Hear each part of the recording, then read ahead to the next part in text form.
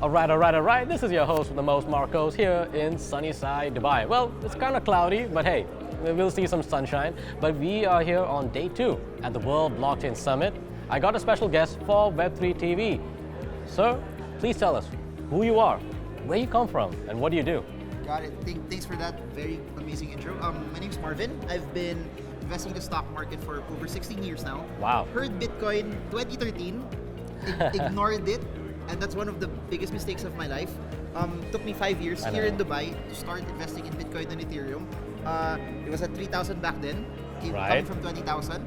I saw it as a diversification play coming from someone who's in TradFi that, okay, I have stocks, I have bonds, I have these other assets, and let's try it, diversify to Bitcoin. And I was actually thinking that Bitcoin would have 90% dumps, that from 20,000, 90% dump would be 2,000, meaning that if I bought at 3, my downside would be 3,000 to 2,000, but my upside would be if Bitcoin was saying what it was truly is, it would be 3,000 to 20,000. So I just saw it at that moment as something that was an asset that survived the past few years. The lockdown happened, I had more time, I studied it, I fell into the rabbit hole that I saw it as game-changing technology. Many of us have went to this rabbit hole, So I saw it more than just stocks that you buy it when it's up, you sell it. I saw it as something that was game-changing, that will help disrupt the status quo of how things are. Oh yeah, here at Web3 TV, we are all about disrupting the status quo. And I'm sure you, your colleagues, and the people in your circle would consider yourselves as disruptors, right? Yep.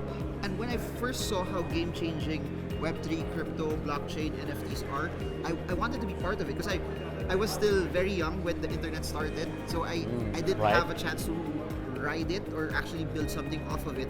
And one of the things that's motivating me to actually do this is that it's not just a piece of technology, but it's something that will benefit a lot of people right now. And we are in one of the very, very early stages that you mentioned my 8-month-old, 9-month-old daughter that when she hits maybe her 60, 70, I want to say to her that I was part of that when the world started adopting crypto, blockchain, NFTs. I wasn't just a spectator, but I was right smack in the middle of it. And whatever rewards that are on top of that, that's a bonus. That's a bonus already. Hey, look, same here. I'm sure, even I would also say, many of my friends, we could tell our grandkids, hey, you know what? We are not spectators, but we are participants, and we were the action takers. And you can say almost we are like the founding fathers, so to speak. I know it's a very Americanized term, but I think that's something we all could be proud that we are part of this amazing future that is coming into reality. But you make it really look good. Hey, exactly. Because here at web3tv.com, we are all about simplifying this message to the masses that let them know, hey, you can be part of this future. So I'm sure that coming from the TradFi space, entering into this wild west of Web3, I think that's just amazing. And I want to say this, that I was born and raised also in the Philippines, and like similar to other countries around the world, in the Philippines there's a lot of Filipinos moving in other countries as well, but they remit money.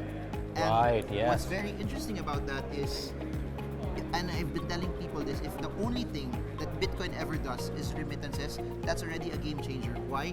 From Manila to Dubai, it's 9 hours. Exactly. To fly. Exactly. Yeah. I don't understand why when you remit money, it takes days for people to actually receive it.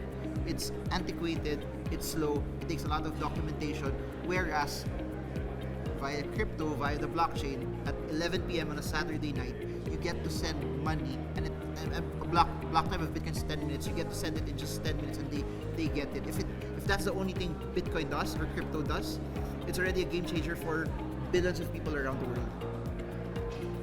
I guess when you put it that way, man, that is mind blowing. So thank you for sharing that. And definitely we're gonna get that message to everyone as best as possible, because I think I want to bring the future of Web3 into our present reality. So that's my my goal. So but just to kind of like circle back to you, from TradFi to Web3, you've been through all these different trends. Okay. So just for our audience, is there any trends that our people need to look out for? Okay. So I don't have a crystal ball on how things will be, Yeah. But what I do know is from everything that we have right now, from DeFi, the metaverse, to NFTs, to the ones that allow you to remit money, or the ones that are layer 1 blockchains, they're in its early stages. Sure. So out of the 10,000 plus projects that are out there, maybe similar to how it was with Amazon, Microsoft, Apple, 95% of them may not be relevant over the next 10, 20 years, but there will be the 5% that's truly game changing. Do I know what will be there? We have use cases with how Bitcoin, Ethereum has survived already. So if they're conservative, they could just go with the ones that are in the infra space that people use regardless, because dApps would be built on top of this layer 1 smart contract blockchain. So you don't have to be like a genius also to try to guess what will be the next big thing. Exactly. But already look at it from what's already in front of you. But here's the thing, the metaverse, NFTs, DeFi, I believe will be part of the future. But this is where people who want to take a bit more risk already and to be involved in different projects, or at least invest in them also, they must come into it thinking that, number one, it's volatile, it's risky, it could possibly go to zero. If they have that in mind and they cover their risk, also their exposure about it, I think they should be okay. DeFi, NFTs, the metaverse, even GameFi, which right now is being battered, they're in its infancy stages. I'll say this last. For NFTs, people started looking at it as JPEGs. Right. True.